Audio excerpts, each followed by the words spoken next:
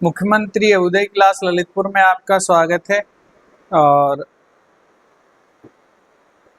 हम पढ़ने जा रहे हैं यूपी स्पेशल। और हम देखेंगे तो यूपी स्पेशल में हम काफ़ी चीज़ें हम पढ़ चुके हैं। वो चीज़ें हैं जैसे हम बात करें कि जो पिछली क्लास में हमने पढ़ा था गुड गवर्नेंस के बारे में पढ़ा था, लोक आयुक्त के बारे में पढ़ा था। अब जो हम पढ़ने जा रहे हैं आज पढ़ेंगे सिटीजन चार्टर के बारे में, और सिटीजन चार्टर के बारे में और हम पढ़ेंगे ई गवर्नेंस के बारे में। आज जो टॉपिक हैं उनके बारे में देख लेते हैं। तो आरटीआई एक्ट के बारे में, ठीक है, ये कुछ चीज जानकारी है तो इनके बारे में हम पढ़ लेते हैं। तो कुछ चीज़ें जान लेते हैं सिटीजन चार्टर के बारे में। सिटीजन चार्टर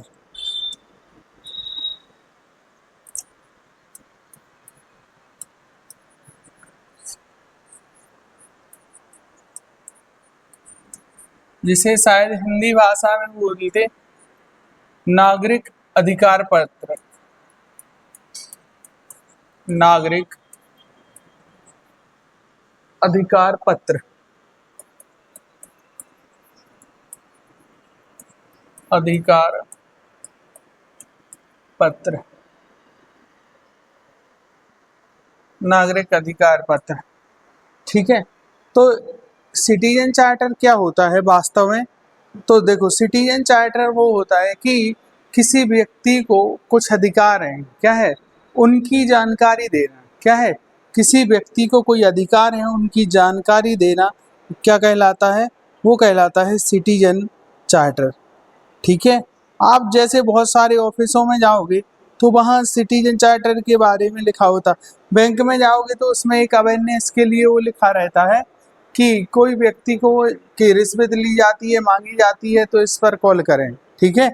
ऐसे इसी तरीके से वहाँ मेंशन होता है, ठीक है। तो सिटीजन चार्टर के बारे में लिखना, लिखो।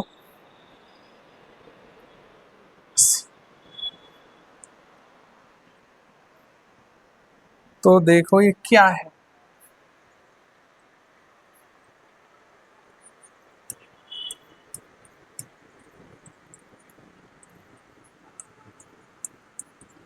सिटीजन चार्टर, सिटीजन चार्टर को लिखें तो इसे लिखना नागरिक चार्टर एक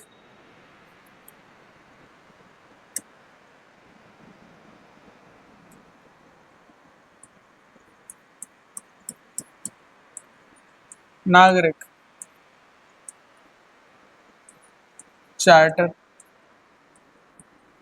एक वह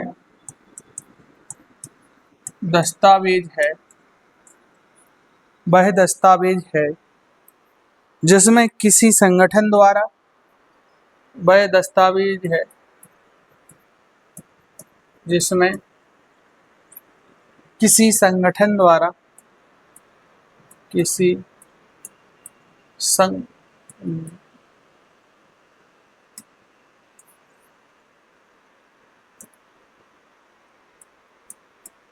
संगठन द्वारा, संगठन द्वारा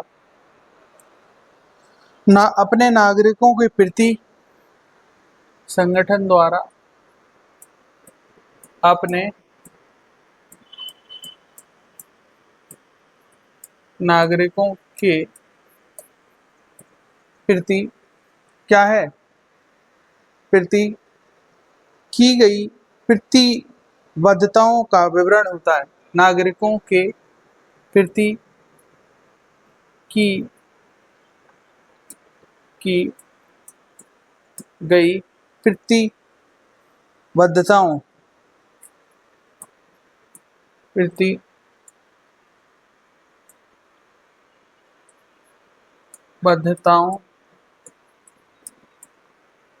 का क्या होता, विवरण होता है।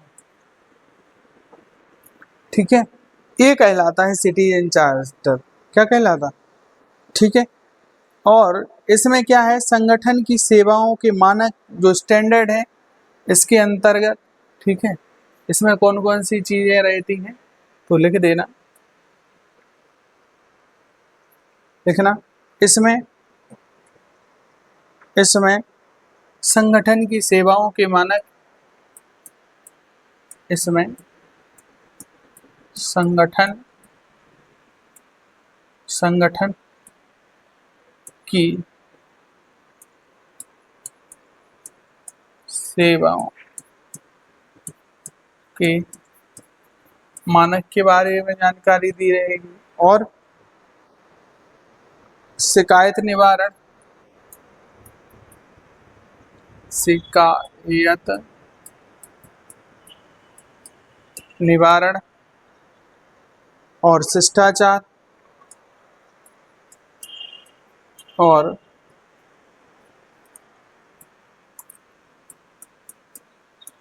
शिष्टाचार आदि का क्या होता है, विवरण होता है। देखो इसमें कौन कौन सी जो सर्विसेज हैं, सर्विस स्टैंडर्ड की बात की जाती है, और यानी शिकायत शिकायत निवारण की बात की जाती है, यानी जो ग्रीवेंस रीएड्रेसल सिस्टम की बात की जाती है। ठीक है, चार्टर नागरिक जो जो सिटीजन चार्टर है उसका क्या काम है कि पारदर्शिता, जवाबदेही, सुशासन सुनिश्चित करने में क्या करता है, मने मदद करता है। लिखना,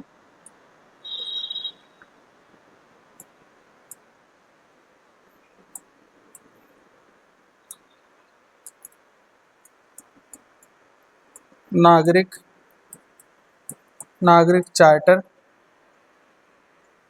नागरिक चार्टर लिखना, लिखना शासन में या सिटीजन चार्टर कार्य प्रणाली में, लिखना सिटीजन चार्टर पारदर्शिता, पारी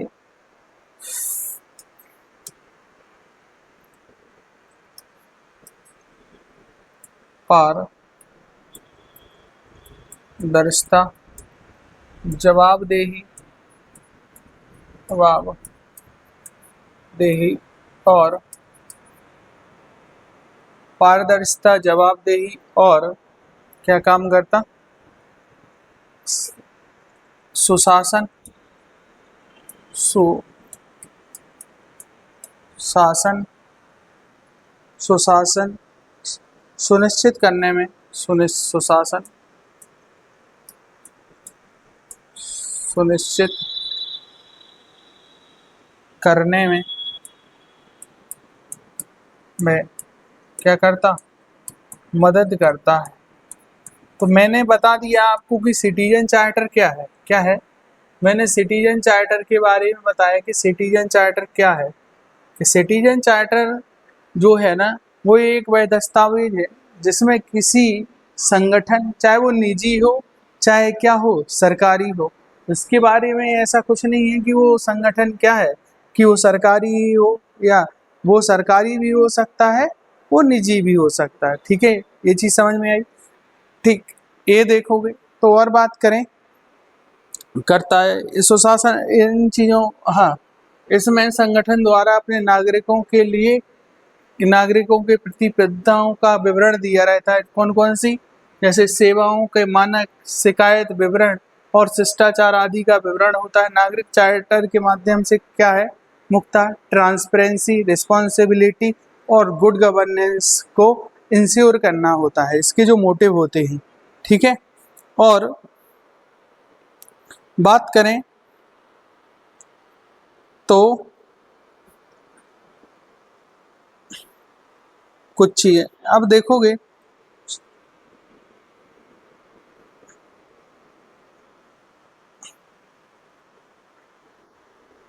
अब इसके उद्देश्य क्या क्या हैं वो देख लो। लिखना नागरिक चार्टर के मुख्य उद्देश्य।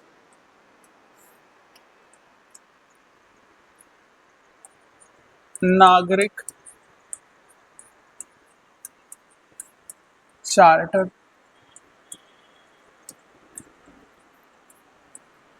मुख्य उद्देश्य।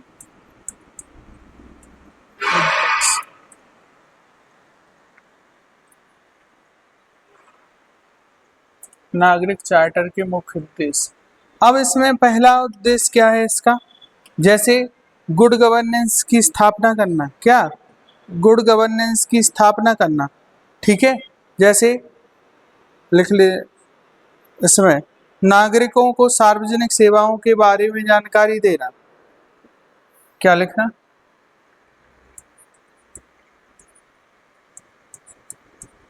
नागरिकों को सार्वजनिक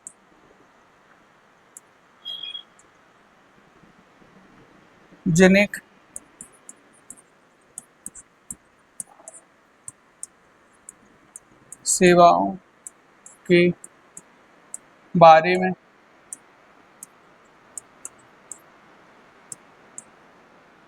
जानकारी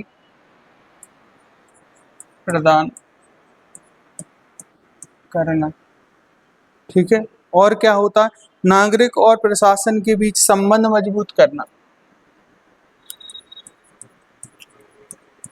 नागरिकों और प्रशासन के मध्य संबंध स्थापित करना। संबंध स्थापित करना। और अगला एम क्या है? सार्वजनिक सेवाओं की गुणवत्ता में सुधार करना।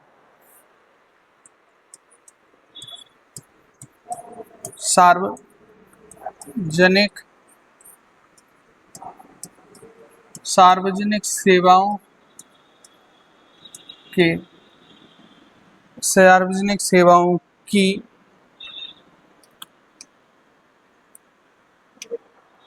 सार्वजनिक सेवाओं की गुणवत्ता की जांच करना। ठीक है, और क्या है? नागरिकों की जागरूकता के मुताबिक नागरिकों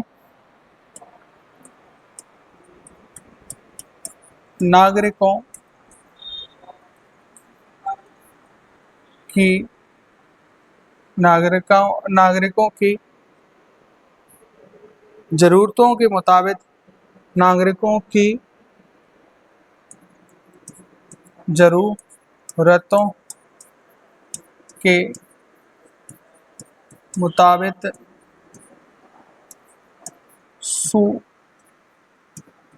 सुशासन या प्रशासन सुनिश्चित करना। प्रशासन लिखना प्रशासन सुनिश्चित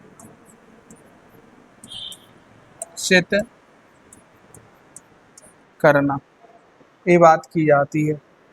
ठीक है, 1 मिनट, सॉरी कॉल आ रहा है घर से।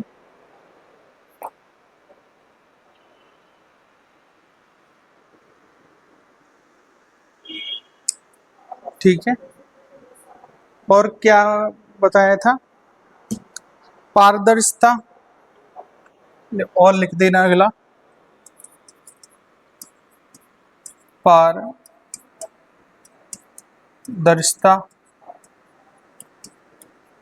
सुनिश्चित करना।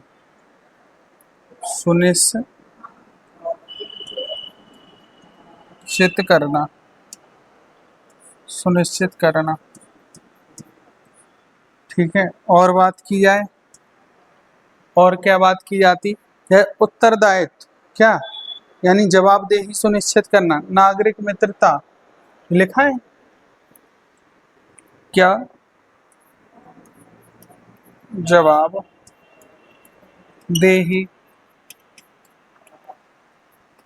सुनिश्चित करना, यानी सिटीजन फ्रेंडली होना चाहिए। नागरिक मित्रता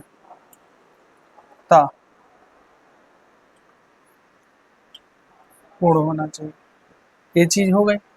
और कुछ चीजें हैं, सेवा गुणवत्ता हुई, पारदर्शिता, जवाबदेही, ये चीजें हो सकती हैं। क्या है? ये चीजें हो सकती हैं। ठीक है, इसके लिए अब सिटी, ये तो हो गया है क्या? ये तो अपन ने बता दी सिटीजन चार्टर क्या है, कि सिटीजन चार्टर के उद्देश्य क्या है।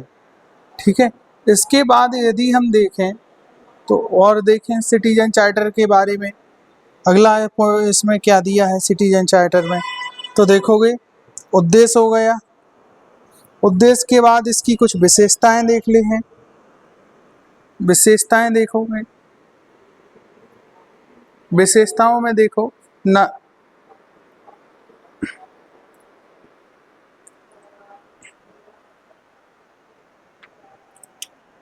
लिखना नागरिक चार्टर की विशेषताएं।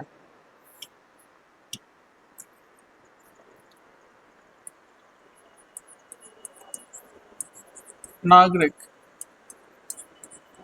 चार्टर की विशेषताएं। नागरिक चार्टर की विशेषताएं। अब इस नागरिक चार्टर की विशेषताओं में देखोगे तो क्या है कि नागरिकों की सेवाओं तक, नागरिकों को सेवा तक भेदभाव रहित पहुंच। ठीक है, या लिख दो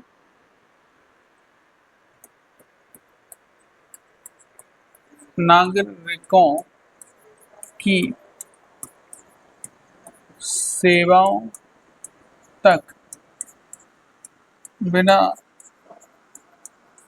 किसी भेदभाव के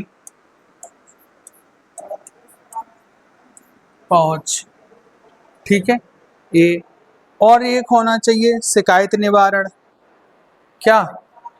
शिकायत निवारण, इसमें सिस्टम होना चाहिए। शिकायत निवारण होना चाहिए। और यानी और क्या चीजें होना चाहिए, जैसे सेवाओं के मानक,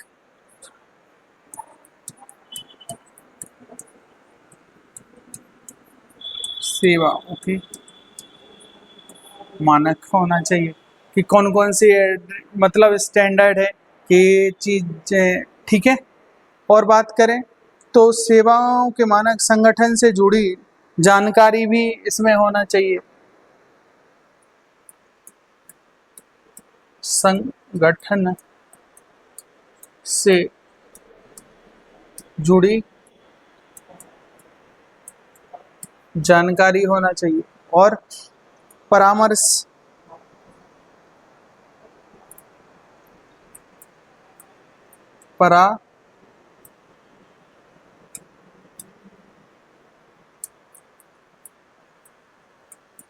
परामर्श।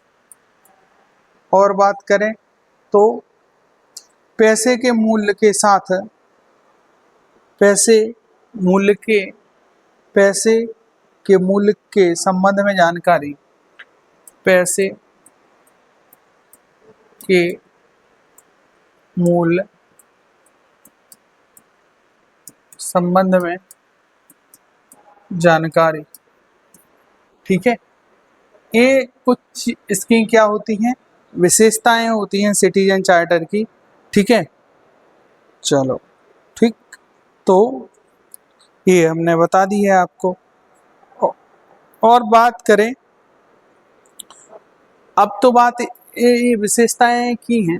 अब अगर अपने हिसाब से लिखें कि सिटीजन चार्टर कैसा होना चाहिए। ठीक है, सिटीजन चार्टर कैसा होना चाहिए,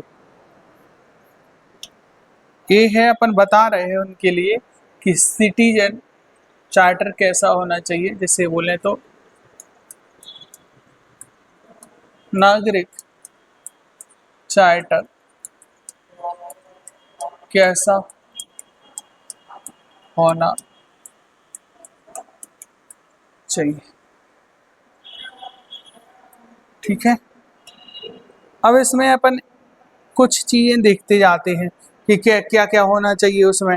जैसे कि मिशन और विजन क्या होना चाहिए, यानी वो उनका मिशन और विजन का क्या होना चाहिए, प्रॉपर क्या होना चाहिए, स्टेटमेंट होना चाहिए। ठीक है ना, कि जैसे उसकी वैल्यूज, ऑब्जेक्टिव, ये सारी चीजें। तो जैसे मिशन,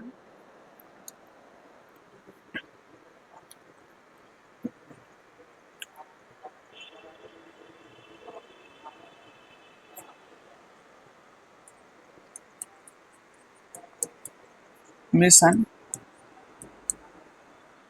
विजन,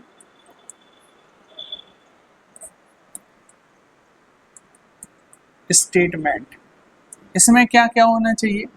देखो, इसमें ये होना चाहिए, जैसे इसकी वैल्यूज डिफाइंड होना चाहिए।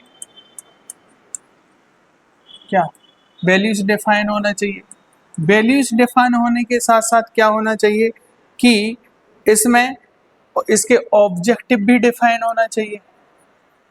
ऑब्जेक्टिव भी क्या होना चाहिए, उद्देश्य भी डिफाइन होना चाहिए।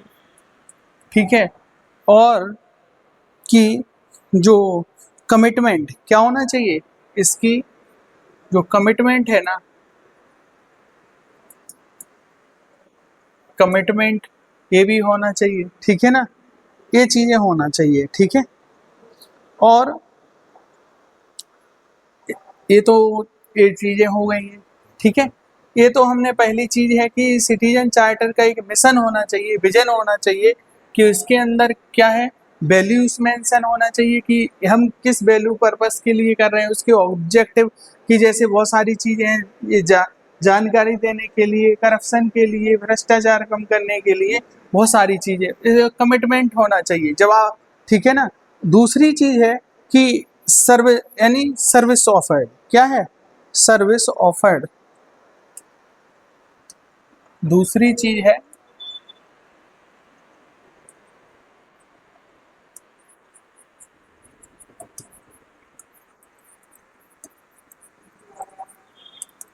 Service offered. अब देखोगे सर्विस ऑफर्ड में बात की जाती है काय की कि जो यानी यानी सफिशेंट क्या होना चाहिए, डिटेल्स होना चाहिए।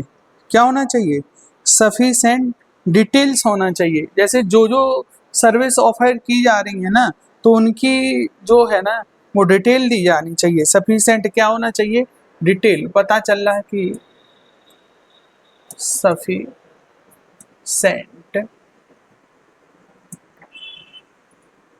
क्या, डिटेल्स होना चाहिए, ये चीज हो गई। ठीक है, जैसे किस चीज में किस चीज की जानकारी दी जा रही है वो पता होना चाहिए।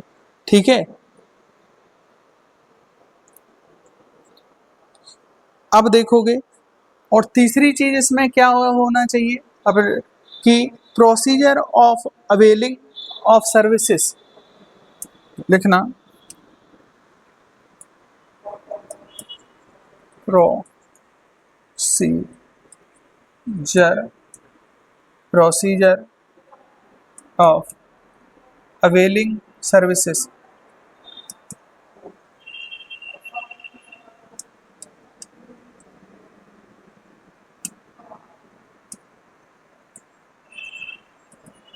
अवेलेबल,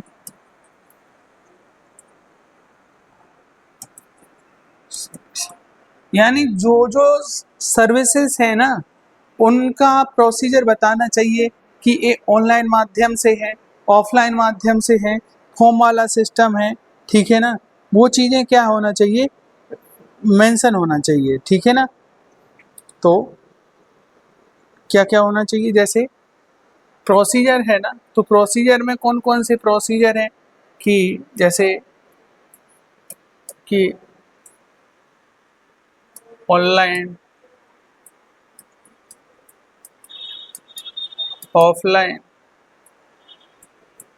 पोस्टल, ठीक है ना, ये सारी चीजें, ये तो इसकी बात की गई। चौथी चीज है कमिटमेंट। क्या है? कमिटमेंट, ठीक है। अब देखो चौथी चीज जो है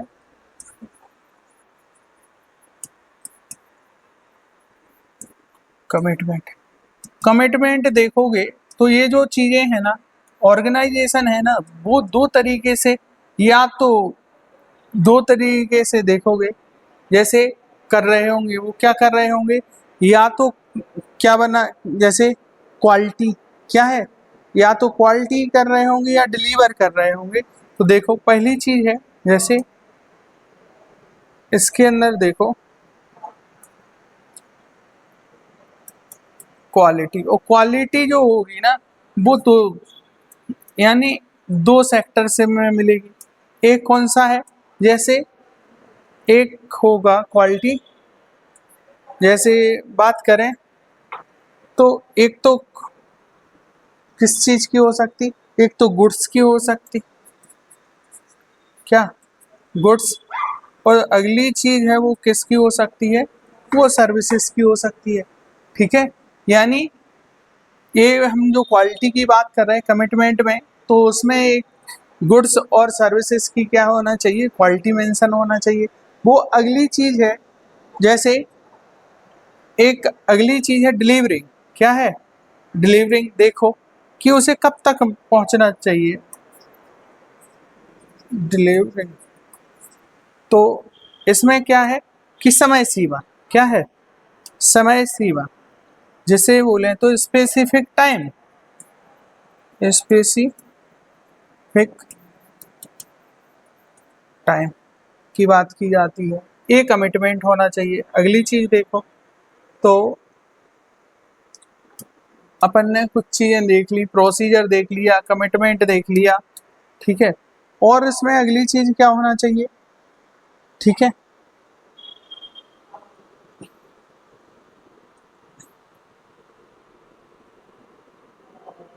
अगली चीज है कि जैसे ग्रीवांस रीएड्रेसल सिस्टम होना चाहिए, जैसे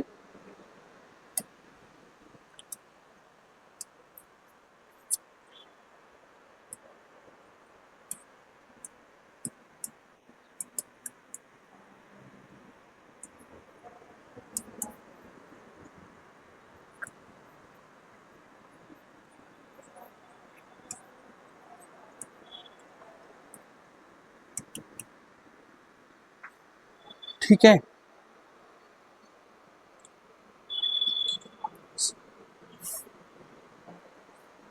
अरे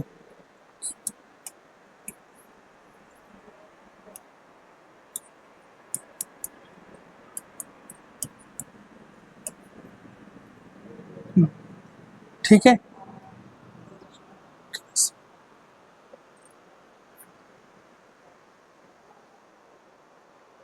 रीएड्रेसल की भी स्पेलिंग क्या लिखी है, गलत लिखा है, लिखना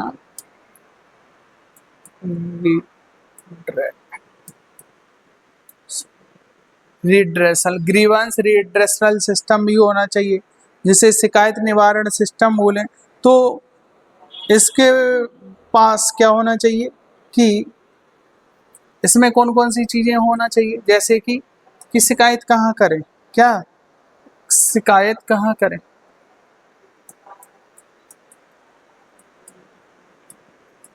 शिकायत कहाँ करें, ठीक है, जैसे नाम, पता, फोन नंबर,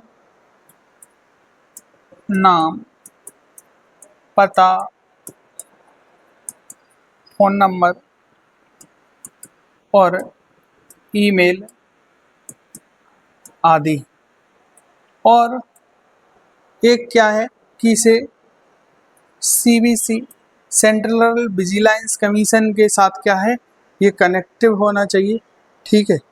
ये बातें की जा रही हैं, ठीक है। तो ये हमने कुछ आपको क्या बता दी, कुछ चीज़ें हमने बता दी कि कुछ चीज़ें और होना चाहिए इसके अंदर, जो चीज़ें हमने आपको बताई हैं वो सिटीजन चार्टर के लिए इन फ्यूचर की बात कर दी हमने कि कौन कौन सी चीज़ें इसमें होना चाहिए। ठीक है, आपको लिखने के लिए आ जाए मेंस में तो आप इतनी चीज़ें बता देना। ठीक है, और अगर बात करें कि सिटीजन चार्टर की बात करें कि भारत में ये कब आया, कब इससे वैश्विक तौर पर आया। ठीक है, तो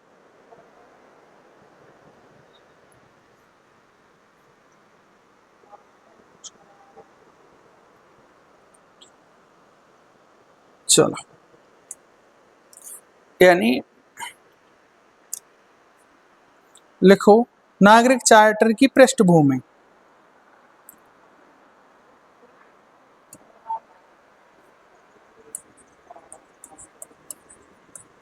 नागरिक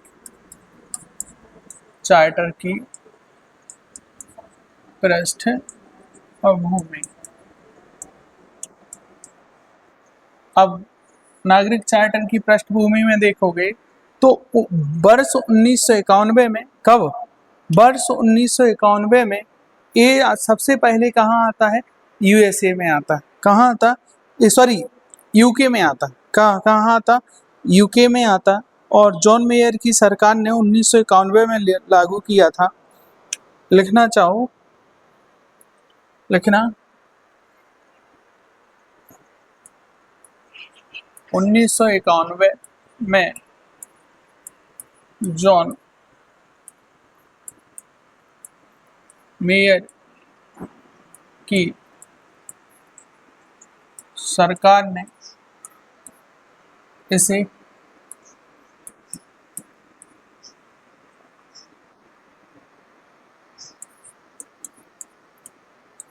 यूके में लागू किया था। ठीक है, और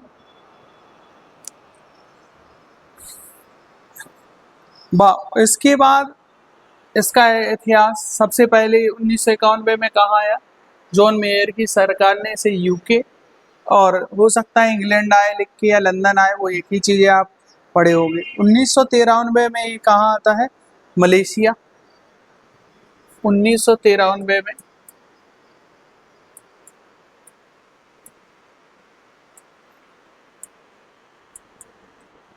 मलेशिया। शायद 1995 में ये आया था कनाडा में।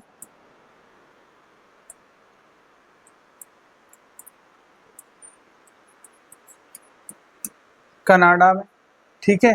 इसके बाद देखोगे तो 1997 में ऑस्ट्रेलिया में।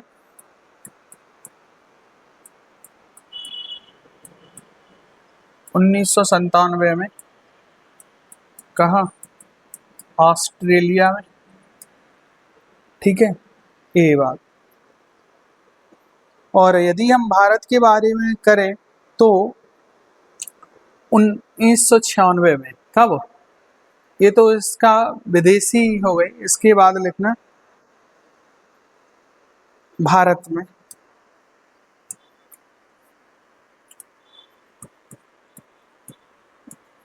में नागरिक चार्ट।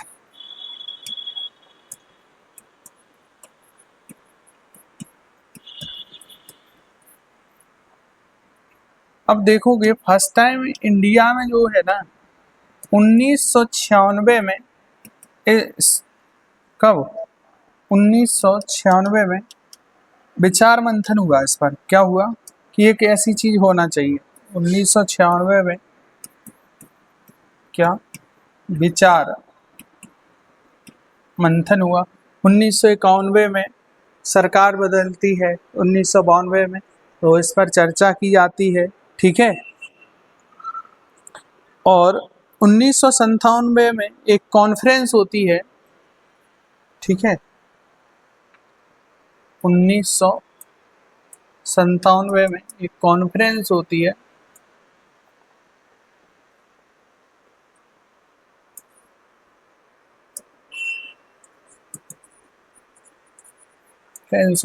जिसमें वेरियस स्टेट के क्या रहते हैं, चीफ मिनिस्टर रहते हैं। ठीक है, पीएम रहते हैं। ठीक है। और कौन रहते हैं? सीएम रहते हैं। स्टेट और यूटी के यहाँ कौन रहते हैं? पीएम रहते हैं, कैबिनेट रहती है। ठीक है, ये बात की जाती है। और इसे स्थापित करने की क्या की जाती है? बात की जाती है। ठीक है, ऐसी चर्चा हुई। अब वर्ष 2000 में क्या, वर्ष 2000 में गवर्नमेंट ने इसी तौर पर एक चीज बनाई। 2002 क्या, 2002 में एक चीज बना, एक वेबसाइट बनवाई जिसका नाम था WW Jio charter, WW Jio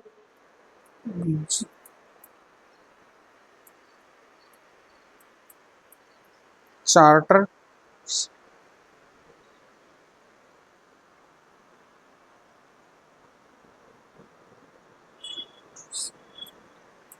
dot national information centre .in, इनका मतलब इंडिया, इसका, ठीक है।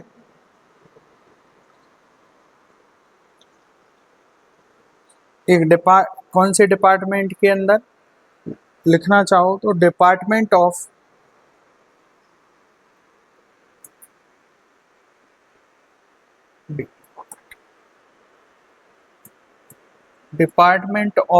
एडमिनिस्ट्रेटिव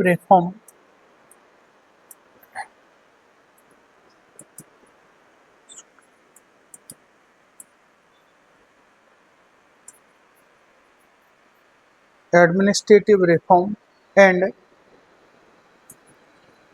पब्लिक ग्रीवांस, पब्लिक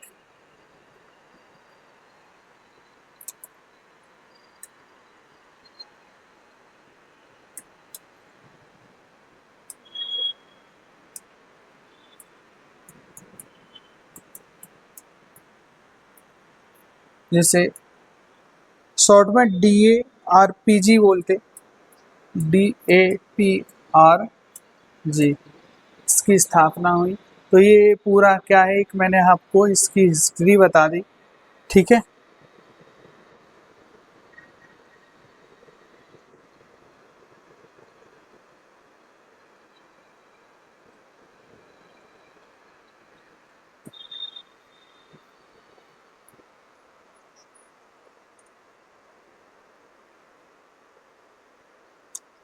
तो ये जो आज हमारा टॉपिक था सिटीजन चार्टर, वो समाप्त होता है। इसके बाद देखोगे तो अगला टॉपिक है ग्रीवांस रीएड्रेसल, वो समाप्त होता है। अगली चीज है ई गवर्नेंस। क्या है अगला टॉपिक है? वो है बेटा हमारा ई गवर्नेंस। ई का मतलब है इलेक्ट्रॉनिक, गवर्नेंस मीन्स है यानी शासन। ठीक है, लिखना ई गवर्नेंस।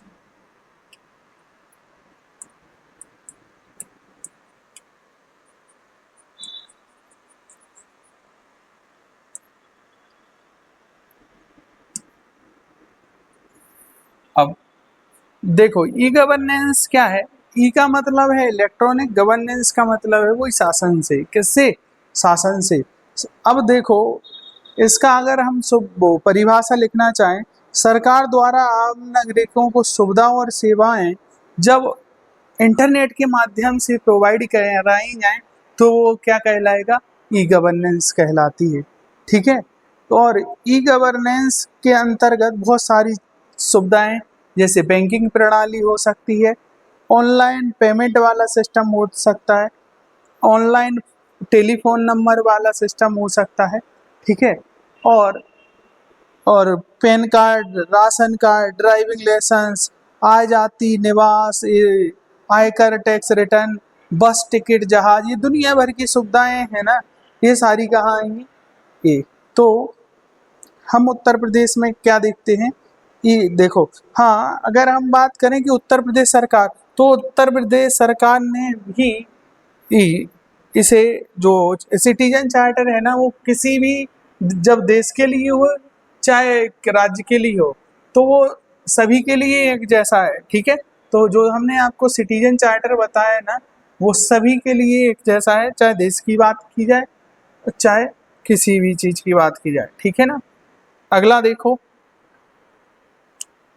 ठीक, तो आज हम बात कर रहे हैं ई गवर्नेंस की। ठीक है, तो उत्तर प्रदेश सरकार ने बहुत सारे कदम उठाए हैं ई गवर्नेंस को लेकर। जैसे उत्तर प्रदेश सरकार ने ई गवर्नेंस को बढ़ावा देने के लिए सरकारी कर्मचारियों को ई कंटेंट की सुविधा उपलब्ध कराई है। किस चीज की? ई कंटेंट की सुविधा। ई लर्निंग मैनेजमेंट बनाया। ठीक है, उत्तर प्रदेश सरकार ने अपने ज्यादातर कार्यों को क्या है, डिजिटलाइज कर दिया। इवन तक कि किसे, यानी बात की जाए कि जो बजट भी पेश होता है वो वही कैसे, डिजिटल माध्यम से पेश होता है। ठीक है, और उत्तर प्रदेश सरकार ने विधानसभा का भी डिजिटलाइजेशन कर दिया। ठीक है, जिसके माध्यम से जो मंत्री है वो डिजिटल तकनीक का क्या करें, उपयोग करें। और जैसे ई जो परीक्षाएं भी हो रही हैं, तो वो ई परीक्षाएं हो रही हैं। ठीक है, ई अब देखो, एक निवेश मित्र एक ऐप बना हुआ है, तो उसके माध्यम से जो लोग क्या है, निवेश मित्र ऐप, ई गवर्न या मतलब बोलें तो जैसे गवर्नेंस का ई जिला और जनहित गारंटी, जैसे नागरिकों को कोई सेवा हासिल करनी है तो ई जिला पर जा, ई आपूर्ति, ई नगर सेवा, भू अभिलेख, पेंशन, छात्रवृत्ति, बहुत सारी चीजें जो है ना, इसी के माध्यम से क्या है, हो रही हैं। तो इसे लिख लेते हैं। तो लिखो, ई गवर्नेंस क्या है।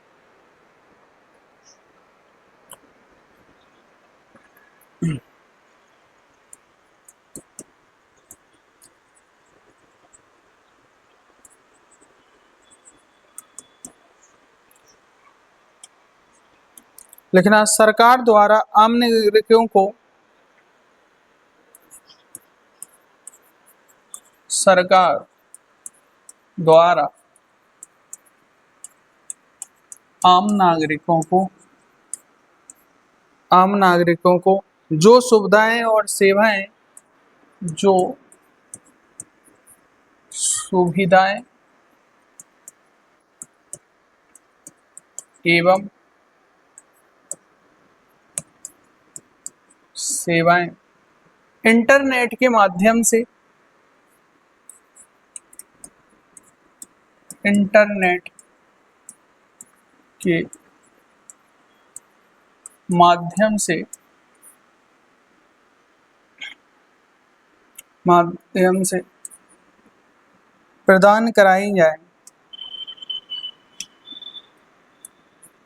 प्रदान कराई जाती है, तो इसे क्या कहते हैं, ई गवर्नेंस।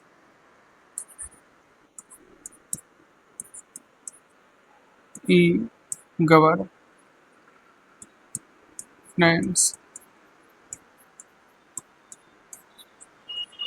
कहते हैं।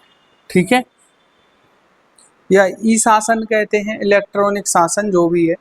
ठीक है, तो ठीक है, अगर हम बात करें तो इसके उद्देश्य क्या है कि सेवाओं जो त्वरित का, जैसे कि समय को कम करना, क्या है, समय को कम करना। ठीक है, उद्देश्य।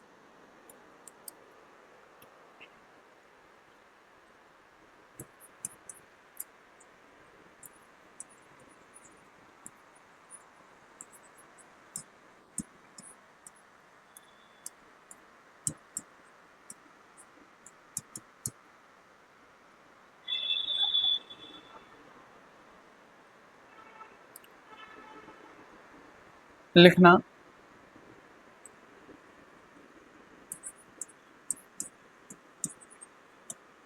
सेवाओं को सुलभ बनाना।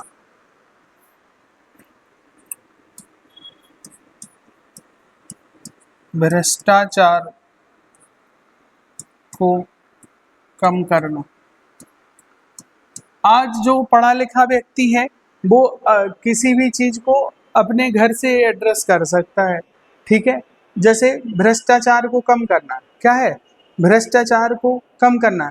जब व्यक्ति देखो डायरेक्टली कांटेक्ट में जाएगा ना अधिकारियों के, तो वो क्या है उससे रिश्वत लेने की कोशिश करेंगे। जब व्यक्ति नहीं जा ही नहीं रहा है तो कोई दिक्कत ही नहीं है, ठीक है। और क्या है, त्वरित त्वरित त्वरित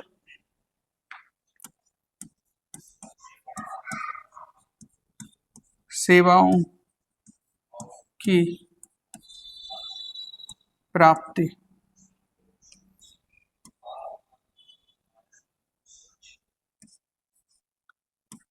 डिजिटल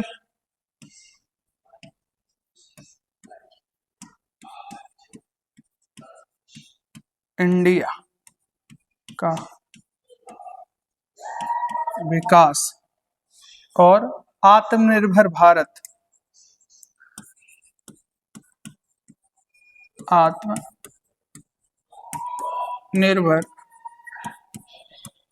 भारत की संकल्पना, ठीक है। और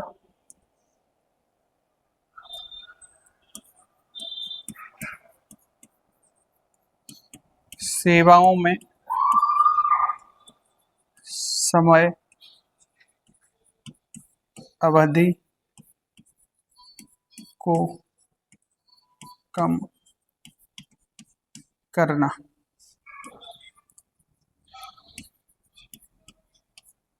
कागजात को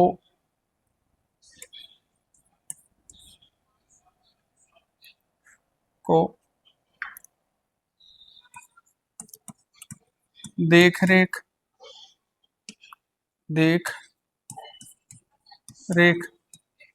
तथा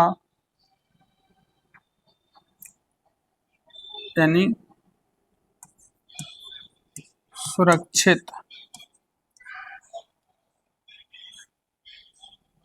जिसे बोले तो पेपरलेस, कागजात रहित,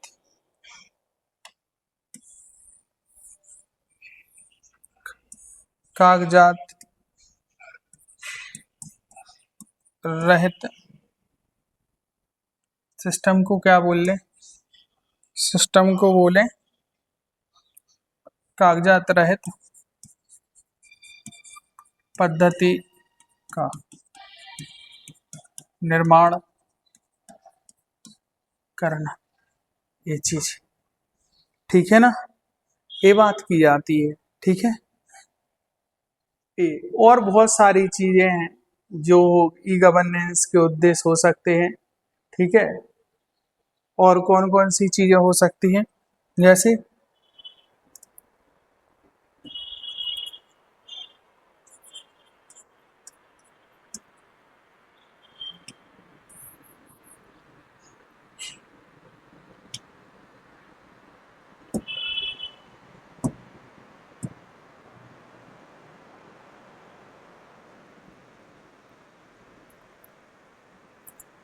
देश में कहीं भी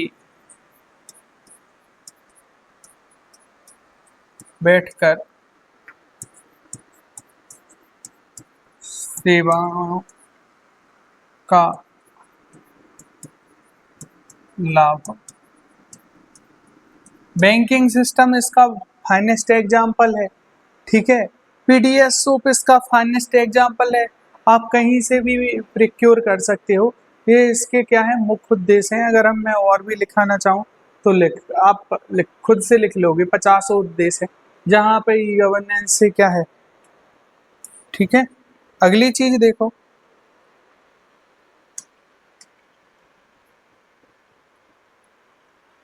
अगला देखो, ठीक है। अब देखोगे ई गवर्नेंस के अंतर्गत कौन कौन से, ये तो हो गए उद्देश्य। उद्देश्य के बाद देखोगे तो क्या मिलेगा आपको, कार्य। तो ई गवर्नेंस के अंतर्गत आने वाले कार्य, लिखना ई गवर्नेंस के अंतर्गत अंतर्गत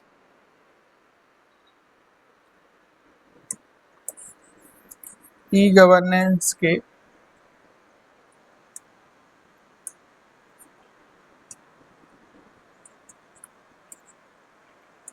अंतर्गत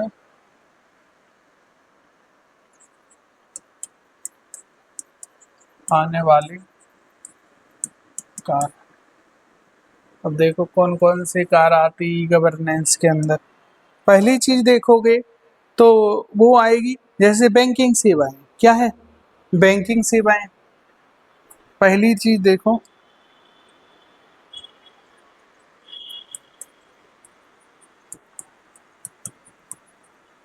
बैंकिंग सर्विसेज। बैंकिंग सर्विसेज में देखोगे कौन कौन सी चीजें मिलेंगी। बैंकिंग सर्विसेज में देखोगे जैसे internet banking, internet banking, UPI payment, positive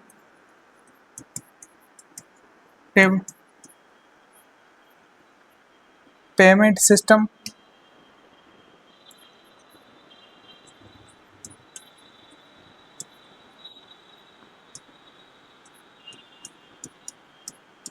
positive payment system. ठीक है, आपको बैंक में जाने की जरूरत ही नहीं है। ठीक है, और ईएमआई, ईएमआई, ई टैक्स पे,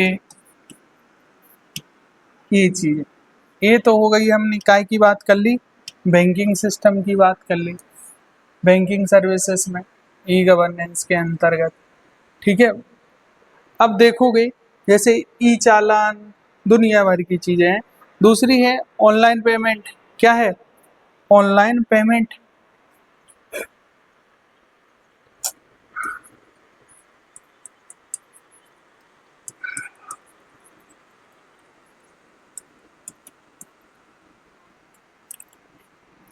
ऑनलाइन पेमेंट में देखोगे तो आप जीएसटी पे कर सकते हो, जीएसटी,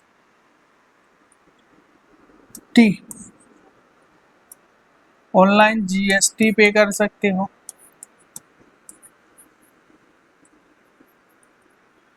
इनकम टैक्स भर सकते हो, ई चालान भर सकते हो,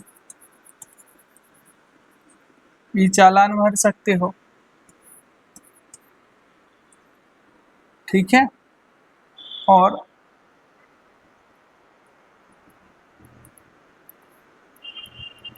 मतलब बोले तो service fees, service fee, online application fees, online apply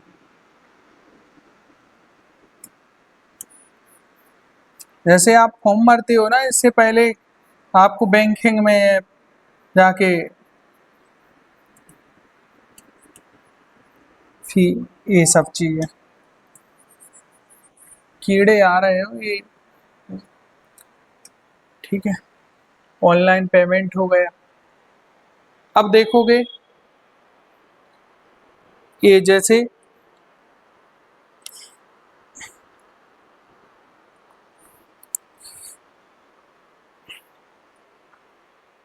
जैसे ई बिल,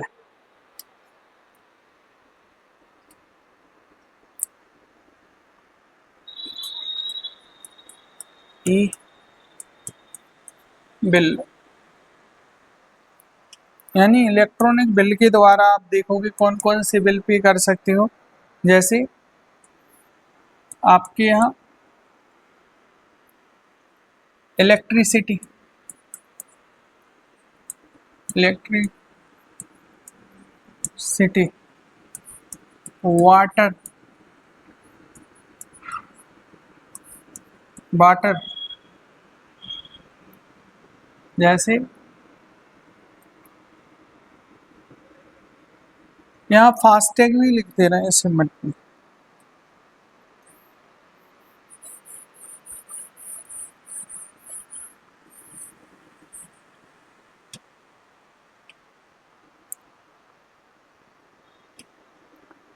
जैसे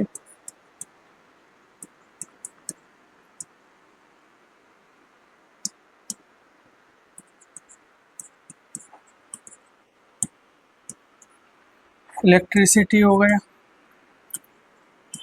वाटर हो गया, वाटर के अलावा आप क्या, जैसे डीटीएच,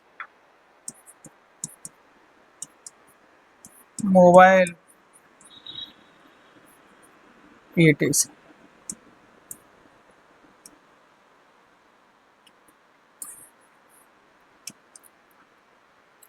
और कौन कौन सी, जैसे जो उत्तर प्रदेश सरकार, आप ये भी लिख सकते हो यहाँ पे,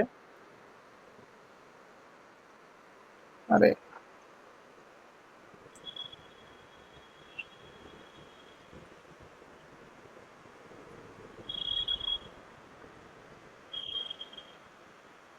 ठीक है। और ई बिल हो गया, इसके बाद लिखो जैसे पेपरलेस वर्क,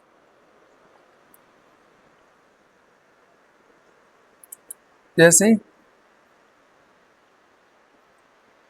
कुछ और काम आते, जैसे ITR मैंने बता ही दिया, जैसे रिजर्वेशन,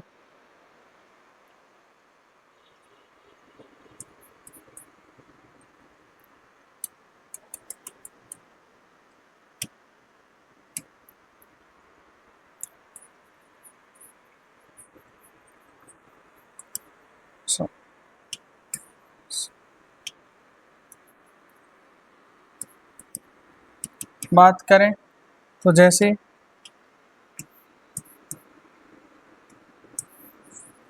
बस,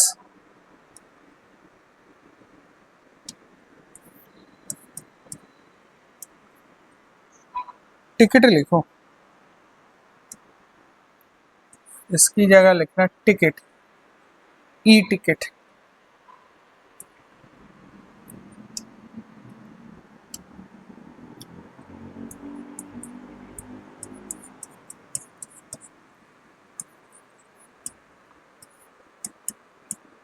जैसे काय की बस, ट्रेन, एयर,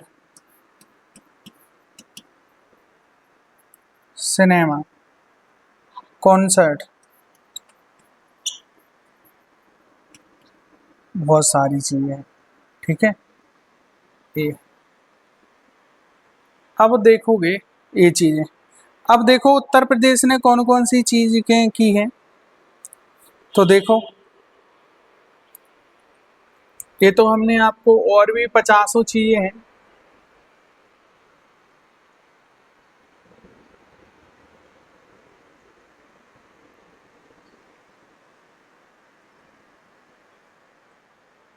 ये तो ई गवर्नेंस के बहुत सारे कार आते हैं।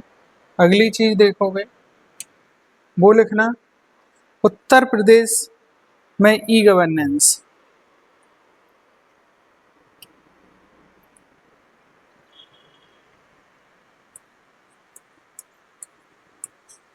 उत्तर प्रदेश में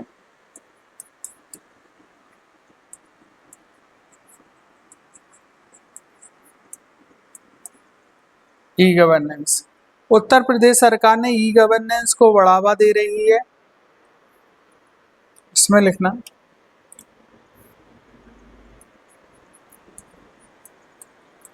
उत्तर प्रदेश सरकार ई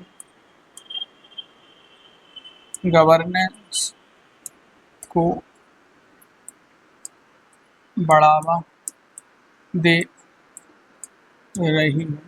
जिससे क्या होगा, जिससे कर्मचारियों को ई कंटेंट और लर्निंग सिस्टम से लिखना दे रही है, बढ़ावा दे रही है लिखना, जिसमें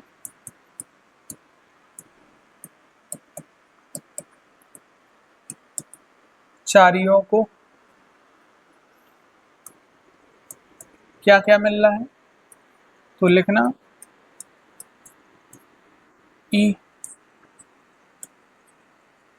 ई कंटेंट मिल रहा है।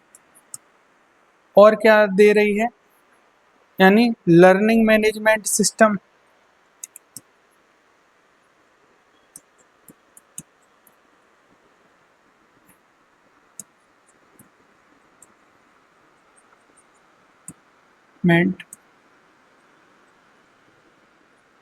सिस्टम बना रही है। ठीक है।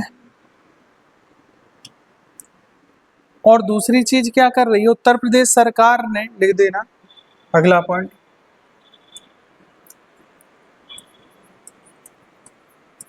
उत्तर प्रदेश सरकार ने ज्यादातर कार्य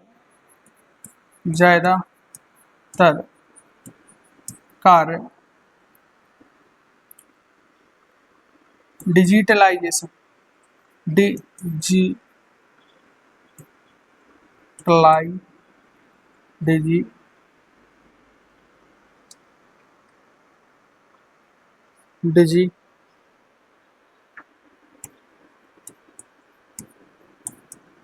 डिजिटलाइजेशन किया है। ठीक है। अब देखो लिखना उत्तर प्रदेश सरकार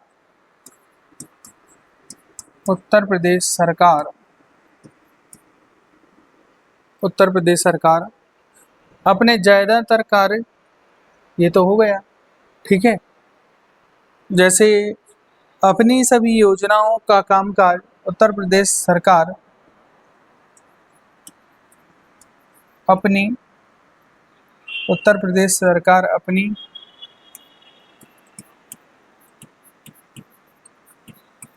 योजनाओं का कामकाज डिजिटली करती है,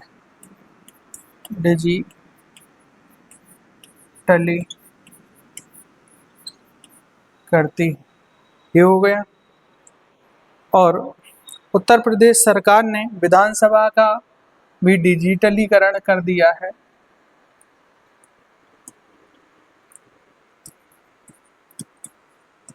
प्रदेश सरकार ने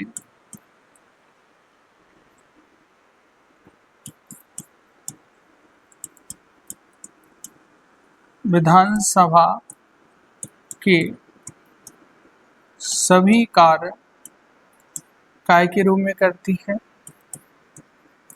डिजिटल रूप से किए जाते हैं। जिसमें कौन कौन सी, बजट, दैनिक कार्रवाइयाँ,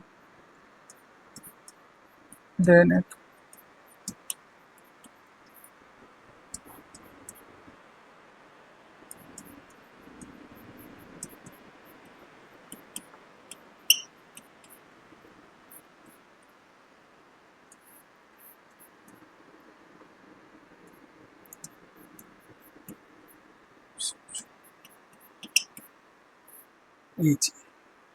अगला देखो और क्या है।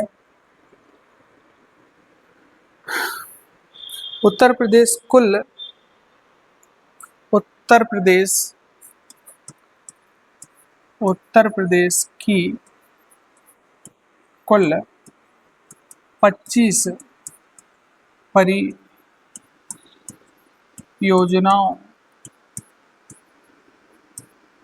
को काय के डिजिटल माध्यम या ई गवर्नेंस के माध्यम से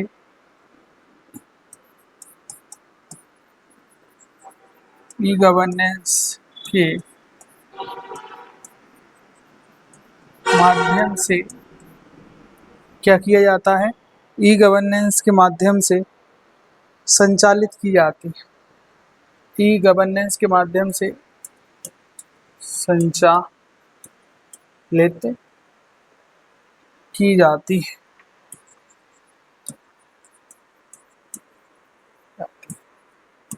जैसे जैसे जैसे में लिख देना कुछ सेवाएं हैं। कौन सी सेवा है, जैसे बात करना ई परीक्षा,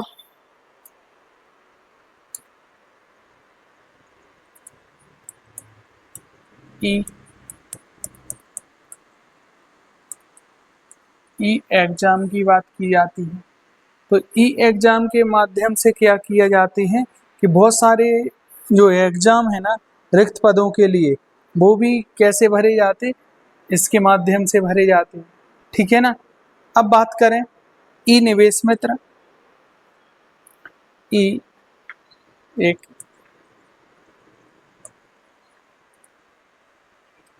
हिंदी में लिख दें, चलो हिंदी में लिख देते हैं।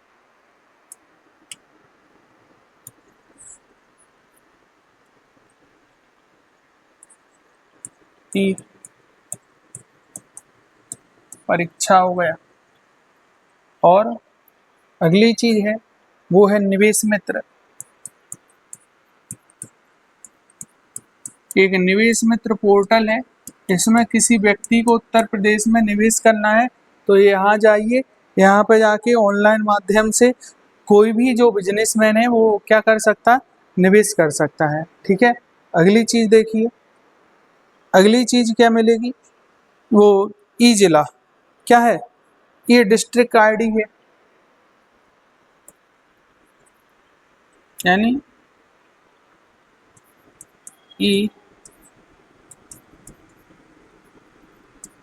डिस्ट्रिक्ट आईडी में जैसे यहाँ क्या कर सकते हो, इसमें कुछ लिख दें ई परीक्षा, जैसे सरकारी रिक्तियों के लिए परीक्षा। ई मित्र में उद्यमियों के लिए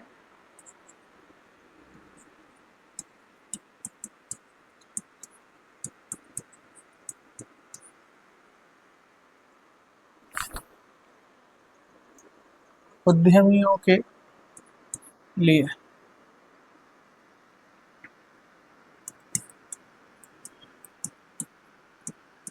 निवेश पोर्टल। ई डिस्ट्रिक्ट में क्या क्या मिलेगा, जैसे बर्थ सर्टिफिकेट की बात की जाती है,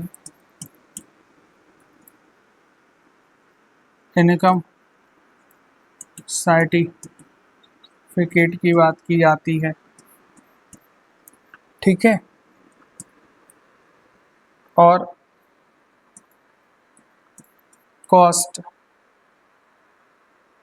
सर्टिफिकेट की बात की जाती, डोमिसाइल सर्टिफिकेट की बात की जाती। डोमिसाइल सर्टिफिकेट के बाद देखोगे तो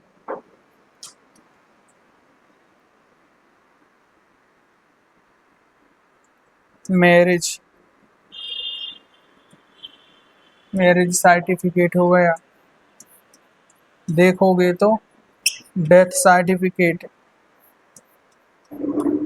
ETC, बहुत सारी सुविधाएं ये हो गई। इसके बाद देखोगे तो अगली चीज है, वो चीज क्या है, जैसे आपूर्ति, क्या आपूर्ति,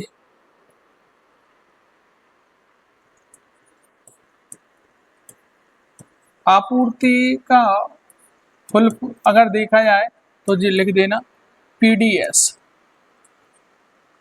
जिसे बोलते सार्वजनिक वितरण प्रणाली, सार्वजनिक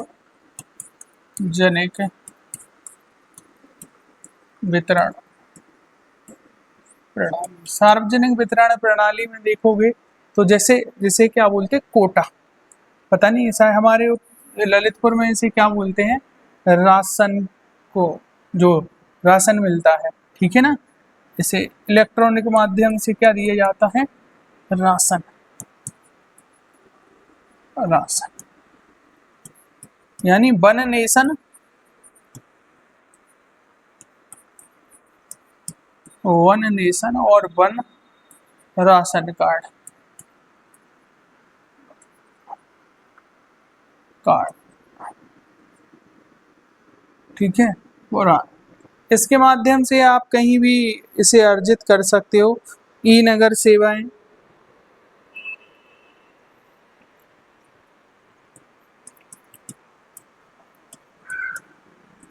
ई नगर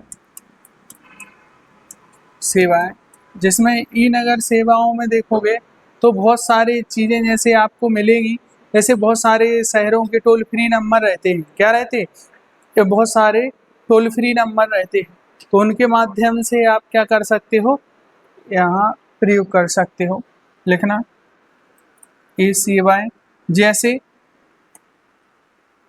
आपके यहाँ कचरा पड़ा हुआ है तो आप फोन लगाइए तुरंत आएंगे, यानी विस्फोटक पदार्थ, विस्फोटक पदार्थ जैसे आग, फायर, ठीक है, पुलिस आदि, ये हो गए एक ही पेन से।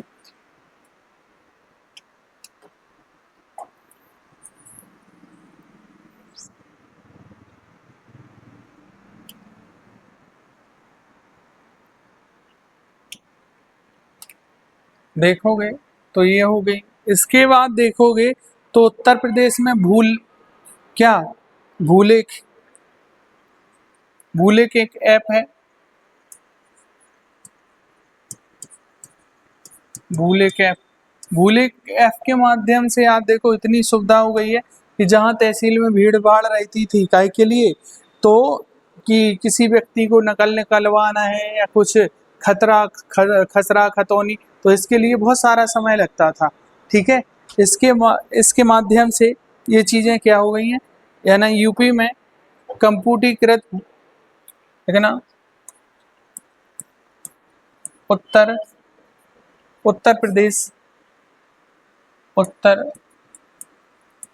प्रदेश में, उत्तर प्रदेश में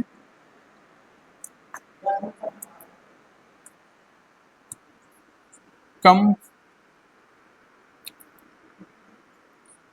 से कम कंप्यूटरीकृत भूलेख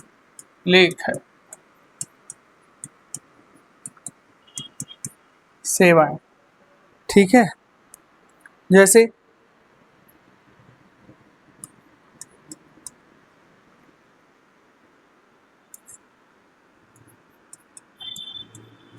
खसरा खतौनी, रजिस्ट्री,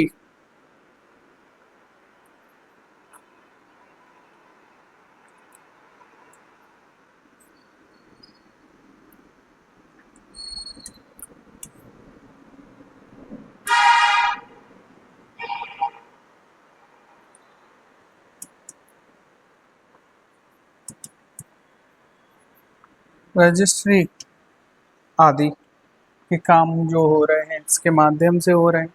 ई पेंशन,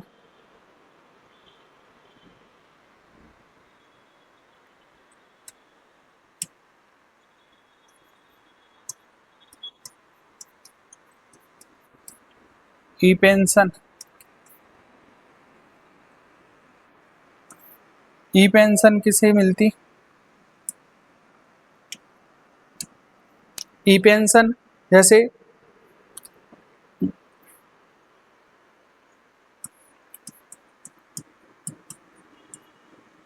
पेंशन दी जा रही, और जो सेवानिवृत्त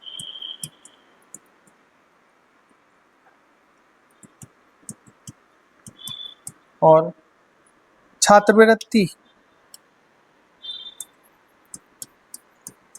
छात्रवृत्ति, ठीक है। ई निविदा,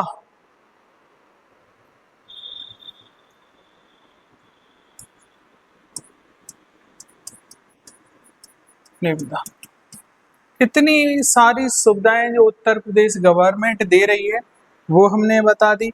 छात्रवृत्ति जैसे 10th 12th में और जैसे ग्रेजुएशन लेवल पर जो छात्रवृत्ति मिलती है, ई निविदा हो गया, भू अभिलेख हो गया, भू पेंशन हो गया। कुछ सेवाएं इतनी हैं कि अगर मैं लेक्चर बहुत बड़ा हो जाएगा, ठीक है।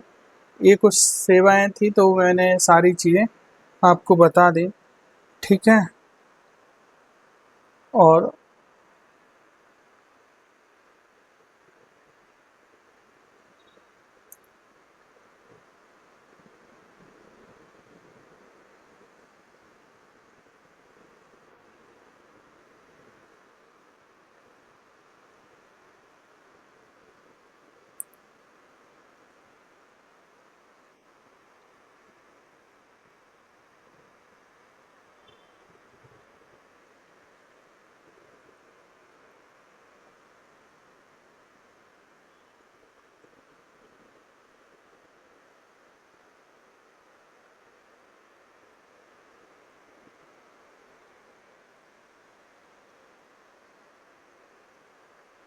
बहुत सारी चीज़ें पढ़ चुके हैं अपन, ठीक है।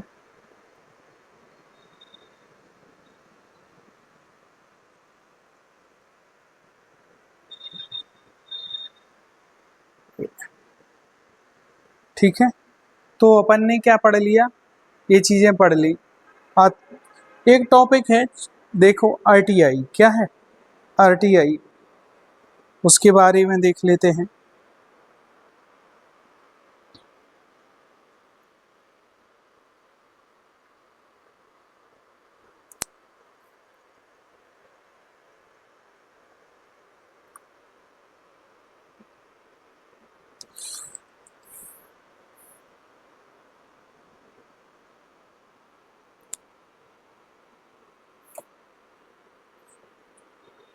आरटीआई है कि, चलो हाँ आरटीआई है।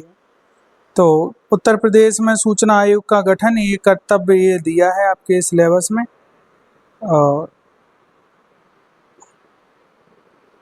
और इसमें कुछ चीज़ें उत्तर प्रदेश में और लिख देना, जैसे कुछ चीज़ें हैं जैसे शिकायतें इलेक्ट्रॉनिक, जैसे गवर्नमेंट ने और भी चीज़ें जैसे मुख्यमंत्री पोर्टल पे बहुत सारी शिकायतें कर सकते हो आप, वो चीज़ें बहुत सारी चीज़ें। और उत्तर प्रदेश में समाधान योजना की बात की जाए तो उसके माध्यम से बहुत सारी चीज़ें जैसे सरकारी विभागों की आपको कोई शिकायत करना है तो उसके माध्यम से आप कर सकते हो, जिसमें आपकी क्या प्राइवेसी भी सुनिश्चित की जाएगी, ये सारी चीज़ें हैं। और जिसमें मोबाइल नंबर के माध्यम से, ओटीपी के माध्यम से ये सारी चीज़ें करनी पड़ती हैं कोई, ठीक है। ये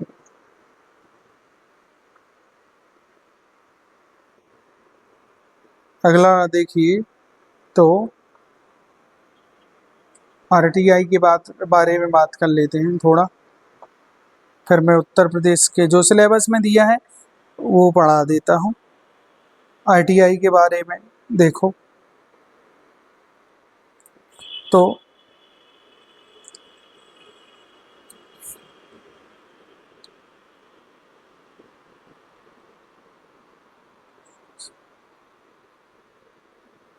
लिखना है अगला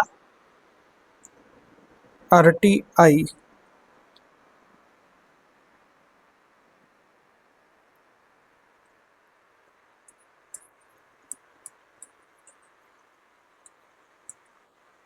राइट टू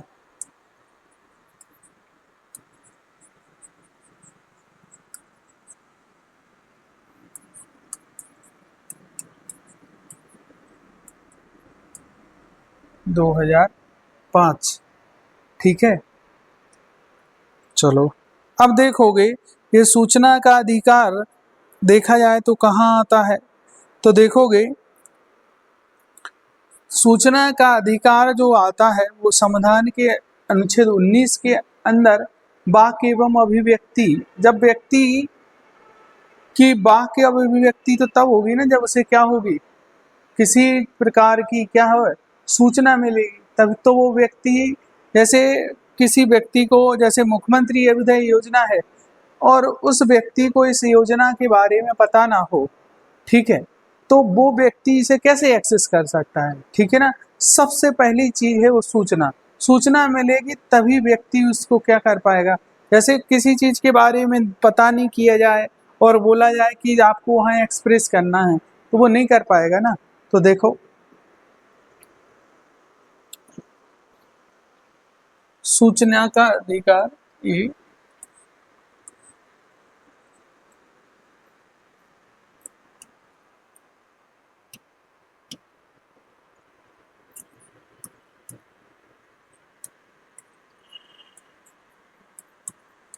संविधान के अनुच्छेद फर्स्ट क्लॉज में दिया है, वाक एवं अभिव्यक्ति की स्वतंत्रता, वाक एवं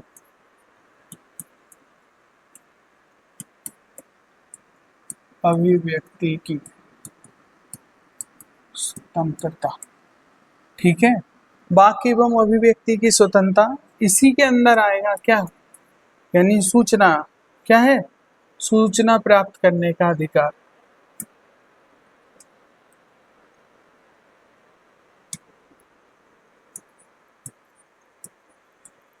सूचना प्राप्त करने का अधिकार, ठीक है, ये तो संविधान की बात की गई है, ठीक है। अब देखोगे जैसे भारत एक बहुत बड़ा लोकतांत्रिक जैसे बहुत बड़ा ये डेमोक्रेट कंट्री है, तो इन जैसे देशों, बड़े देशों में क्या है, सूचना का अधिकार लोकतंत्र को मजबूत और क्या करता, उन्हें नागरिकों को केंद्रीकृत विकास के लिए एक महत्वपूर्ण क्या करता है, एक भूमिका निभाता है, ठीक है। तो ये तो हमने संवैधानिक की बात कर दी, ठीक है। अभी देखोगे जैसे तो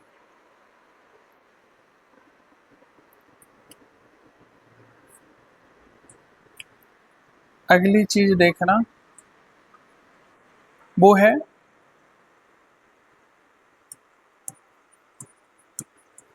सूचना का अधिकार भारत जैसे लोकतांत्रिक लोकतांत्रिक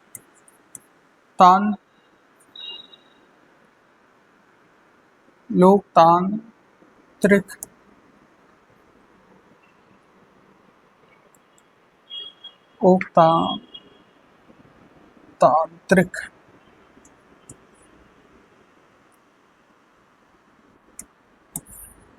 लोकतांत्रिक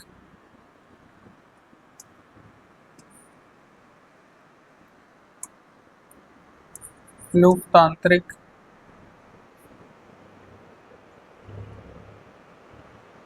लोकतांत्रिक ना लिख के लोकतंत्र लिखो, अच्छा, लोकतंत्र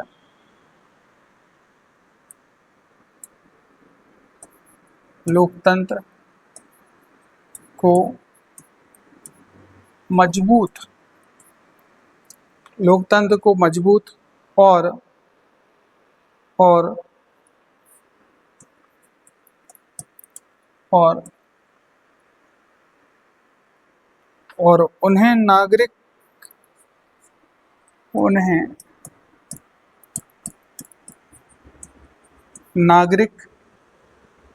नागरिक केंद्रित नागरिक केंद्रित विकास विकास करने में अहम भूमिका निभाता है। ये बात की जाती है, ठीक है ना। और भारतीय लोकतंत्र को मजबूत करने के लिए वह शासन में पारदर्शिता लाने के लिए लिखना, अगली चीज लिखना, क्या लिखना, इसमें लिखना भारतीय लोकतंत्र को मजबूत करने के लिए भारतीय लोकतंत्र को मजबूत करने के लिए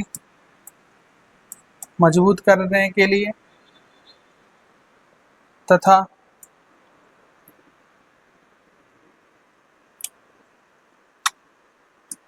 मजबूत करने के लिए तथा शासन में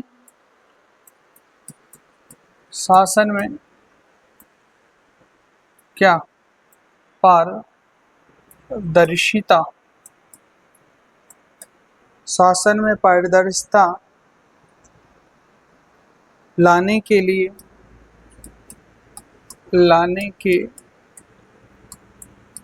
लिए ठीक है, संसद ने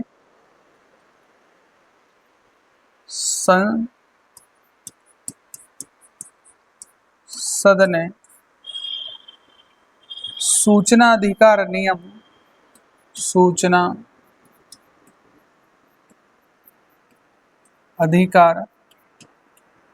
अधिनियम 2005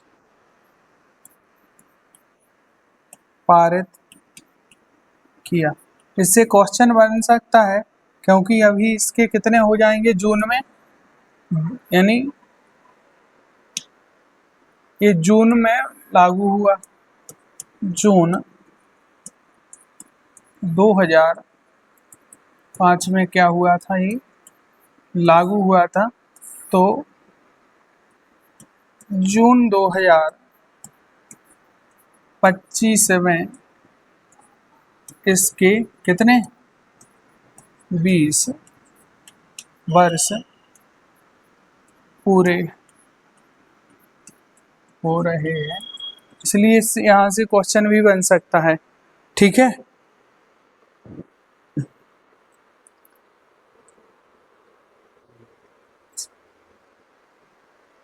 अब देखो इसके प्रावधान की बात की जाती है कि क्या क्या है।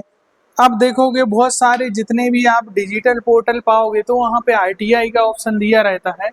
क्या दिया रहता, आरटीआई का ऑप्शन दिया रहता है।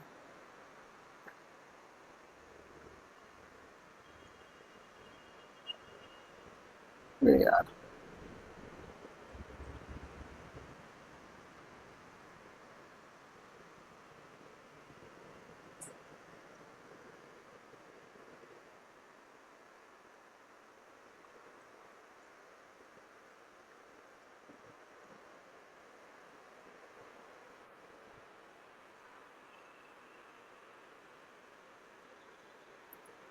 ठीक है, ये हो गया। अगली चीज देखो, अब देखना इसके प्रावधान क्या है। आरटीआई एक्ट के कौन कौन से प्रावधान है वो देख लेते हैं।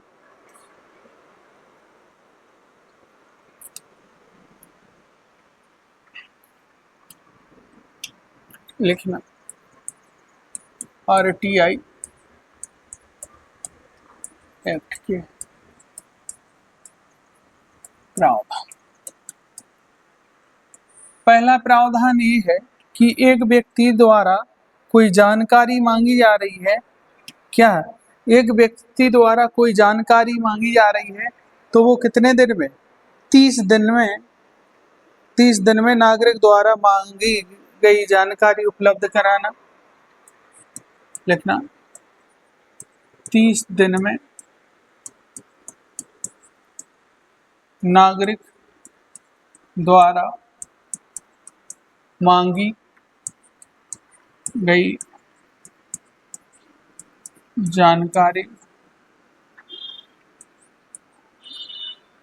उपलब्ध कराना।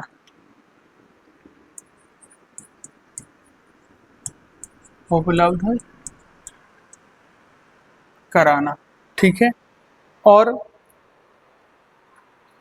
यदि जानकारी जीवन और व्यक्ति की स्वतंत्रता, इसी में लिखना चाहो कराना, यदि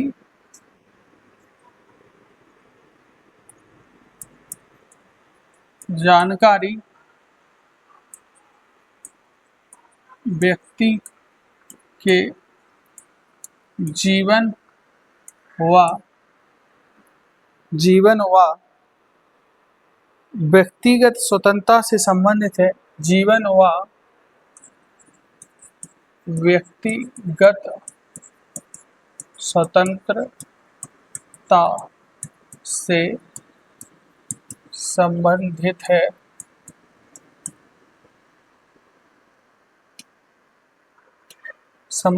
है, जानकारी व्यक्ति के जीवन व व्यक्तिगत स्वतंत्रता से संबंधित है तो जानकारी 48 घंटे में, कितने 48 घंटे में क्या करा देना जाना चाहिए, उपलब्ध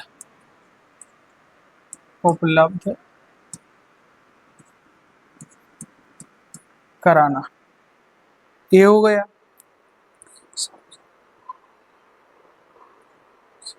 ठीक है। और जो है एक ये हो गया। दूसरा उद्देश्य इसका ये है प्रावधान कि सार्वजनिक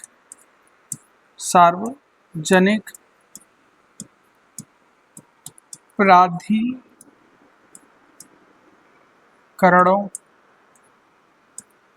के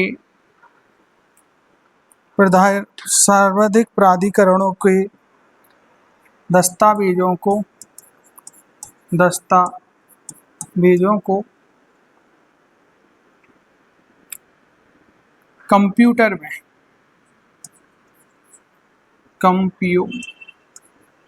में संरक्षित रूप से रखना। ठीक है, कि नहीं पता चला कि आग लग गई है, ठीक है ना। हाँ, और सूचना प्राप्त ना होने पर, असंतुष्ट होने पर स्थानीय व राज्य केंद्रीय सूचना आयोग के में अपील कर सकते हैं। ठीक है, जैसे कोई व्यक्ति है और उसने किसी विभाग से, ब्लॉक से जानकारी मांगी, वहाँ उसको यदि सूचना नहीं दी गई है, ठीक है, या वो उस चीज़ से संतुष्ट नहीं है, गोलमोल करके घुमा दिया गया है, तो वह व्यक्ति क्या कर सकता है कि राज्य के सूचना आयोग और केंद्रीय सूचना आयोग में क्या डाल सकता है, अपील डाल सकता है। लिखना सूचना प्राप्त ना होने पर या असंतुष्ट होने पर वह व्यक्ति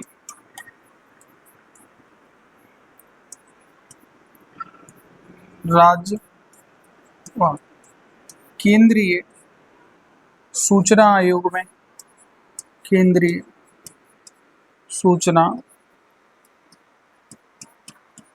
आयोग में क्या कर सकता, अपील कर सकता है, ये प्रावधान है। ठीक है, और क्या प्रावधान है? सभी संवैधानिक निकाय संस्थान इस अधिनियम के दायरे में है, लिख देना। और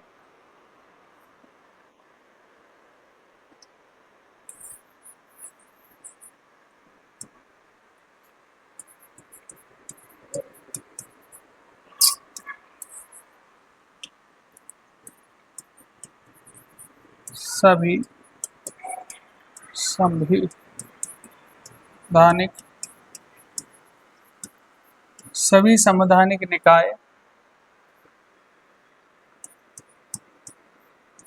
एवं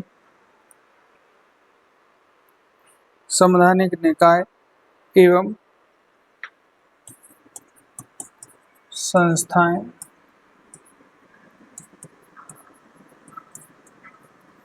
इस अधिनियम के दायरे में।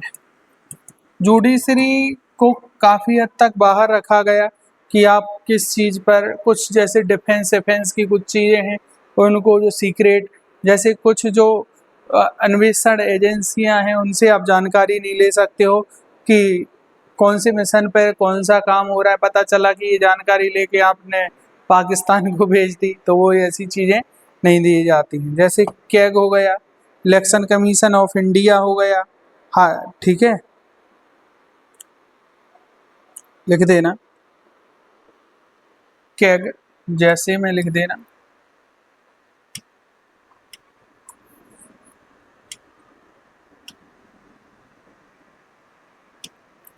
जैसे में लिखना CAG, राष्ट्रपति,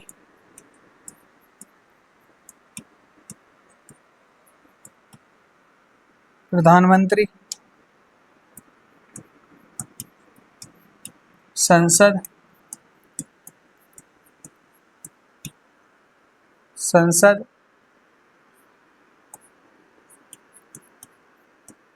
चुनाव आयोग, UPSC आदि, ये सब आते। ठीक है,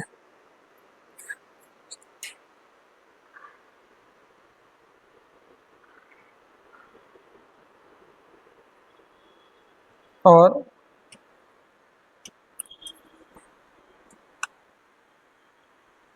क्या प्रावधान है? केंद्रीय स्तर पर मिलेगा केंद्रीय सूचना आयोग, लिखो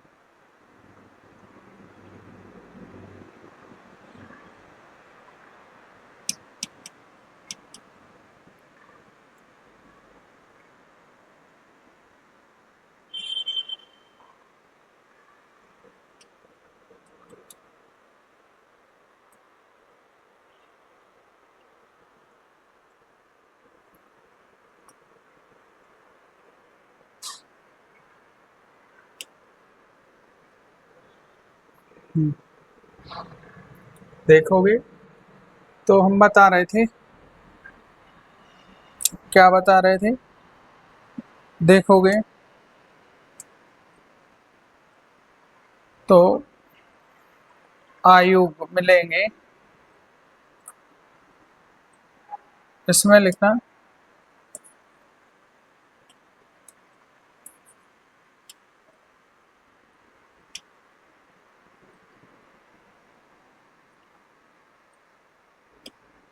प्रत्येक स्तर पर आयोग की स्थापना,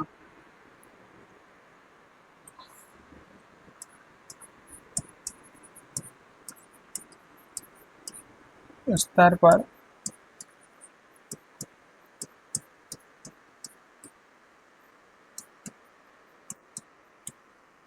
स्थापना की बात की जाती है। जैसे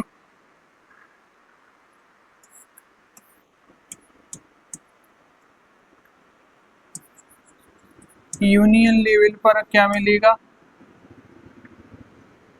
यानी सेंट्रल इंफॉर्मेशन कमीशन, ठीक है, जिसे बोले तो केंद्रीय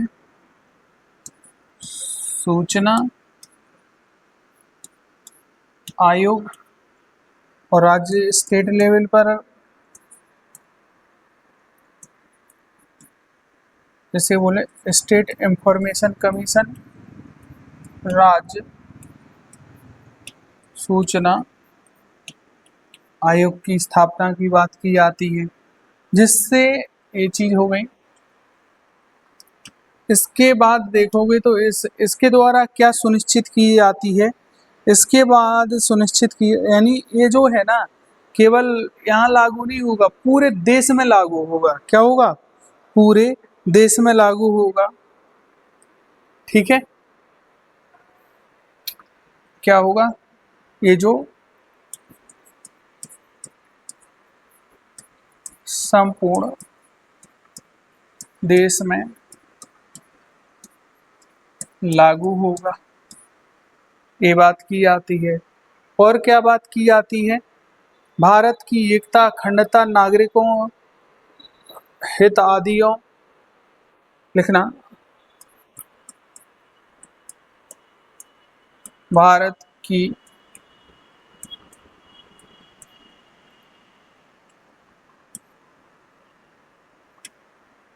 एकता,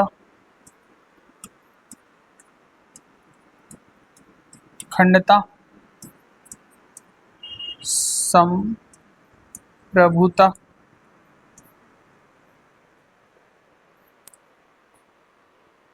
सामूहिक हितों, सामूहिक हितों पर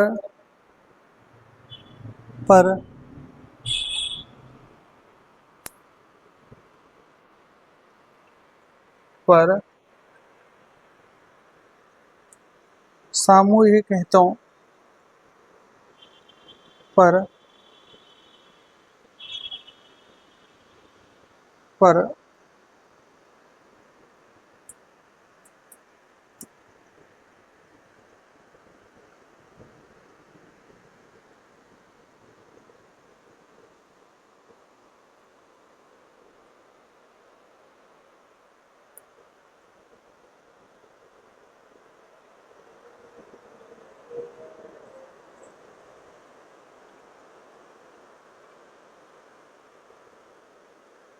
ठीक है, आदि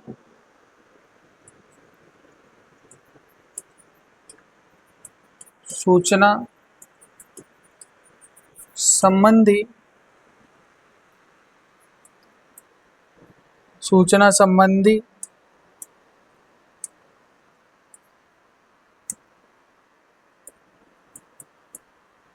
जानकारी को बाहर रखा गया है। यानी आप कोई ऐसी जानकारी नहीं मांग सकते हैं जिसमें आप जैसे भारत की इंटीग्रिटी और इसको क्या पहुंचता हो, हर्ट पहुंचता हो। ठीक है ना? और ठीक है, ये तो इसके कुछ क्या हो गए हैं प्रावधान, मैंने आपको बता दिए राष्ट्रीय सूचना आयोग के, मतलब आरटीआई एक्ट के।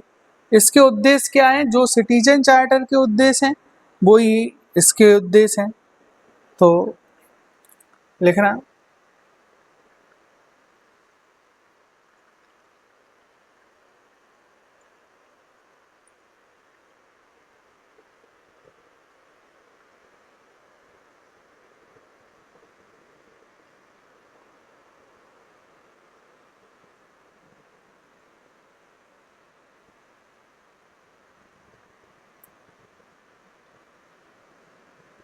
ठीक है, ये तो हमने प्रावधान बता दिए, आरटीआई उद्देश्य बता देते हैं। ठीक है,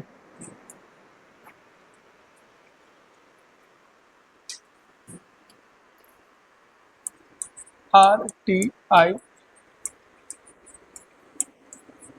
के उद्देश्य बस खत्म कर रहे हैं। अब देखो उद्देश्यों में देखोगे तो वही जवाबदेही मिलेगी। क्या मिलेगी? वही जवाबदेही मिलेगी, वही पारदर्शिता मिलेगी, नागरिकों को सशक्त बनाना। क्या मिलेगा?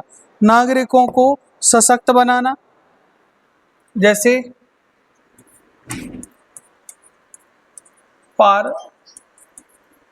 पारदर्शिता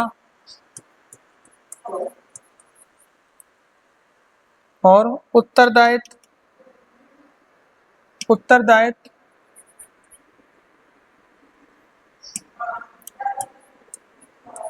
उत्तरदायित्व, जवाबदेही, जवाबदेही, जवाबदेही के साथ और कौन सी चीजें मिलेगी? नागरिकों को क्या मिलना चाहिए कि भैया वो उस चीज को एक्सेस, नागरिकों को सशक्त बनाना। क्या? नागरिकों को सशक्त बनाना, भ्रष्टाचार पर रोक लगाना, भ्रष्टाचार पर लगाम, पर रोक लगाना। ठीक है, ये सारी चीजें। और लोकतंत्र में नागरिकों की भागीदारी,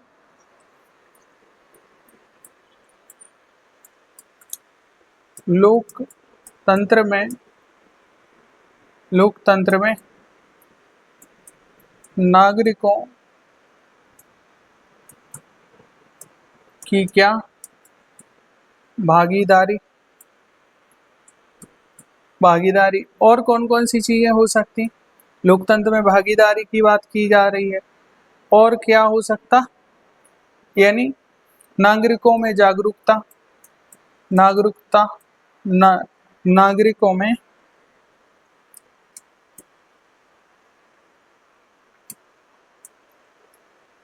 नागरिकों में शासन के प्रति जागरूकता। ये सब इसके आरटीआई के उद्देश्य हैं। ठीक है, सुशासन सुनिश्चित, सुशासन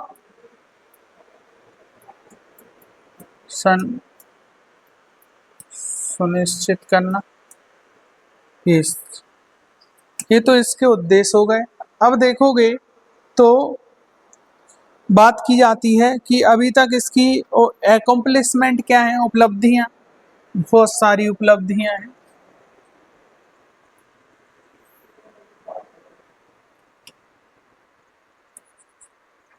उपलब्धियां,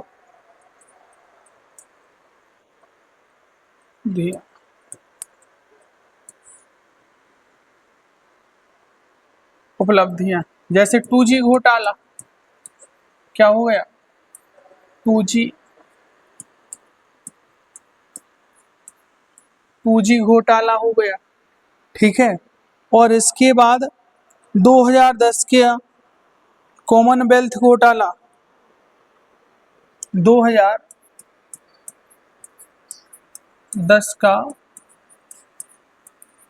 कॉमनवेल्थ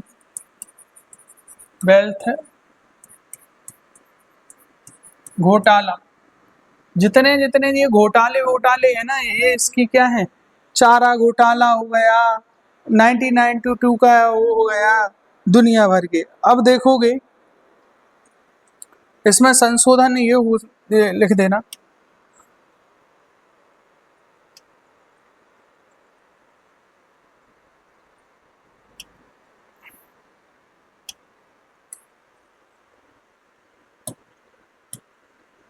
अब देखना, लिखना चाहो तो लिख देना।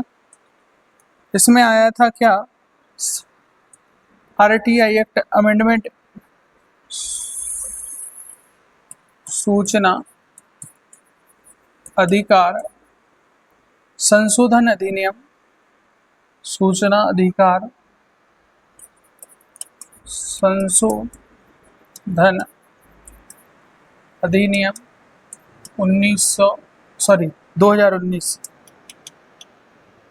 2019। इसमें कौन कौन से एस्पेक्ट जोड़े गए? जैसे कार्यकाल, 60 से 65 वर्ष, वेतन आदि। ठीक है, और जो ये तो उपलब्धियां हो गई। अब हम जो है ना नेक्स्ट लेक्चर में देखोगे तो जो है ना वो इसकी अगर आलोचना की बात करें तो आलोचना वेतन और भत्ते किसके, वेतन भत्ता और सेवा शर्तें सरकार द्वारा सुनिश्चित की जाती हैं। तो कई बार क्या होता है, अधिकारी इनके डर के प्रभाव की वजह से ये सब चीजें अपारदर्शिता हो जाती है। ठीक है, अब उत्तर प्रदेश राज्य सूचना आयोग को कल पढ़ेंगे और जैसे भूमि सुधार आंदोलन को भी कल पढ़ेंगे। आज की क्लास यहीं रोकते हैं। तहे दिल से आप सभी का शुक्रिया। Thank you so much. God bless you all of you. उम्मीद करते हैं हो सकता 2-3 दिन आपको असुविधा हुई हो, जो हमारी माइक गुम गया था उस वजह से आवाज़ आपको साफ नहीं आई हो। उम्मीद करते हैं कि आज देखो ये नया माइक आया है तो शायद इससे आवाज़ आपकी ठीक आई हो। ठीक है, थैंक यू सो मच।